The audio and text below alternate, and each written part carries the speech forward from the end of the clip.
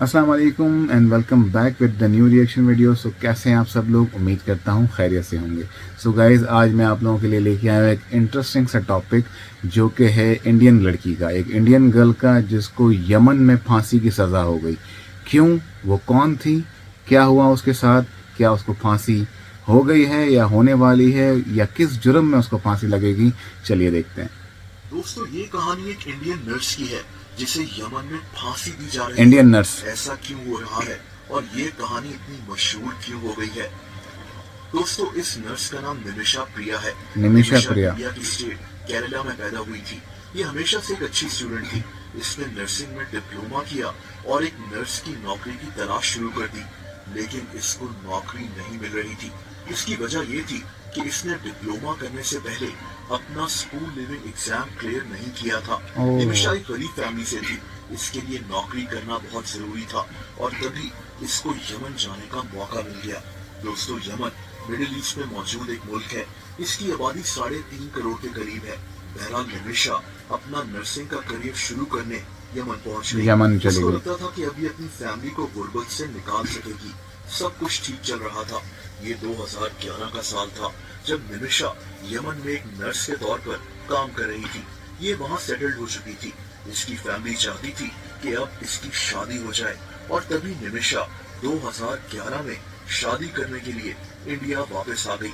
दोस्तों, शादी के बाद निमिषा अपने शौहर टॉमी थॉमस को भी अपने साथ यमन ले गई, जहां इसका शौहर एक इलेक्ट्रिशियन के तौर पर काम करने लगा। ओके। इन दोनों की जिंदगी बहुत अच्छी गुजर रही थी, लेकिन आज निमिषा यमन की जेल में क्यों? अपनी सजाए मौत का इंतजार कर रही है। ऐसा क्या हो गया? एक नर्स को सजाए मौत क्यों दी जा रही है? दोस्तों, दिसंबर 2012 में निमिषा की बेटी पैदा हुई, लेकिन इस वक्त इनके हालात थोड़े खराब हो गए थे। निमिषा के शौहर को कोई काम नहीं मिल रहा था और निमिषा के लिए अकेले अपनी पूरी फैमिली को संभालना मुश्किल हो गया। इसीलिए निमिषा के शौहर टॉमी ने फैसला किया कि ये इंडिया वापस आ जाएगा और निमिषा यमन में ही अपनी नौकरी करती रहेगी।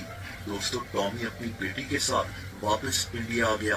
ये इंडिया के शहर कोची में रिक्शा चलाना शुरू हो गया। दूसरी तरफ निमिषा यमन में बहुत मेहनत कर रही थी। ये चाहती थी कि जो मुश्किलात इसने जिंदगी में देखी है, इसकी बेटी ना वो देखे। मुश्किलात ना देखे। मेहनत करते करते इसने 2014 में यमन में अपना एक क्लिनिक खोल लिया। ये एक 14 बेड का क्लिनिक था। इसके लिए इसने इंडिया में अपने रिश्तेदारों से पैसे भी उधार लिए थे। दोस्तों, यहाँ कहानी में एक और आदमी आ जाता है, तलाल मेहदी। तलाल यमन का लोकल रिहायशी था। यमन के कानून के मुताबिक निमिषा को अपना क्लिनिक खोलने के लिए किसी यमन के लोकल इंसान से बिजनेस पार्टनरशिप करनी थी। निमिषा ने कभी तलाल की बीवी को हॉस्पिटल में नर्स के तौर पर अटेंड किया था और यहीं से ये तलाल को जानना शुरू हुई थी। तलाल की यमन में कपड़ों की दुकान थी। निमिषा ने इससे क्लिनिक की बात की और ये पार्टनरशिप पर निमिषा के साथ क्लिनिक शुरू करने के लिए तैयार हो गया। दलाल इसी क्लिनिक की फार्मेसी यानी मेडिकल स्टोर में खुद बैठता था। दोस्तों, अपना क्लिनिक शुरू करने के बाद निमिषा चाहती थी कि अब इसका शौहर टॉमी और इसकी बेटी यमन वापस आ जाएं। निमिषा ने अपने शौहर और बेटी के वीजा का पेपर वर्क भी कंप्लीट कर लिया, लेकिन इसी दौरान यमन में सिविल वॉर यानी खाना जंगी शुरू हो गई और इसका शौहर और बेटी इंडिया से यमन नहीं आ सके। यमन के हालात बहुत खराब हो गए थे। गैर मुल्की लोग यमन छोड़कर वापस जा रहे थे, लेकिन निमिषा यमन छोड़ने को तैयार नहीं थी। इसने बहुत मेहनत से और इंडिया में अपने रिश्तेदारों से पैसे उधार लेकर यमन में अपना क्लिनिक शुरू किया था। ये इंडिया वापस जाकर अपने रिश्तेदारों का कर्जा कैसे अदा करती, अपना क्लिनिक कैसे छोड़कर इंडिया आ जाती। लेकिन दोस्तों, यहीं से ये कहानी एक और मोड़ ले लेती है। दरअसल इसी दौरान दलाल निमिषा को तंग करना शुरू हो गया। निमिषा के मुताबिक दलाल इस क्लिनिक से पैसे चुरा रहा था और सवाल करने पर ये निमिषा को टॉर्चर करता था। इसको पता था कि निमिषा इस वक्त मजबूर है। निमिषा कहती है कि दलाल हर महीने क्लिनिक का सारा रेवेन्यू खुद रख लेता था। यहाँ तक कि इसने निमिषा को कई दफा गन दिखाकर भी धमकी दी और फिर निमिषा का पासपोर्ट अपने पास रख लिया ताकि ये इंडिया भी न जा सके। निमिषा ने पुलिस को कई दफा शिकायत की। दलाल कई दफा जेल भी गया, लेकिन ये निमिषा का पीछा नहीं छोड़ रहा था। एक बिजनेस पार्टनरशिप अब निमिषा की जिंदगी खराब कर रही थी। दोस्तों, ऐसा 2 साल तक चलता रहा और 2017 में कुछ ऐसा हुआ जिसकी वजह से निमिषा को सजाए मौत हो गई। क्यों? 2017 में निमिषा ने एक दिन दलाल को बेहोशी का इंजेक्शन लगा दिया ताकि इसके कब्जे से अपना पासपोर्ट हासिल कर सके। लेकिन दोस्तों, इंजेक्शन की ओवरडोज की वजह से दलाल की मौत हो गई। निमिषा जो एक नर्स बनकर यमन गई थी, अब इसी के हाथों एक कत्ल हो चुका था। निमिषा को पुलिस ने अरेस्ट कर लिया और बाद में इसको यमन की अदालत ने सजाए मौत सुना दी। ये केस काफी मशहूर हो गया और इंडिया में निमिषा की फैमिली इसको छुड़वाने की कोशिश करना शुरू हो गई। इंडियन लोग उस पर यमन नहीं जा सकते थे, इन पर ट्रैवल बैन था। लेकिन निमिषा की माँ पूरी कोशिश करती रही कि ये किसी तरह अपनी बेटी के पास पहुंच जाए। दोस्तों, निमिषा के जेल जाने के 6 साल के बाद 1.5 महीना पहले इसकी माँ यमन अपनी बेटी से मिली है।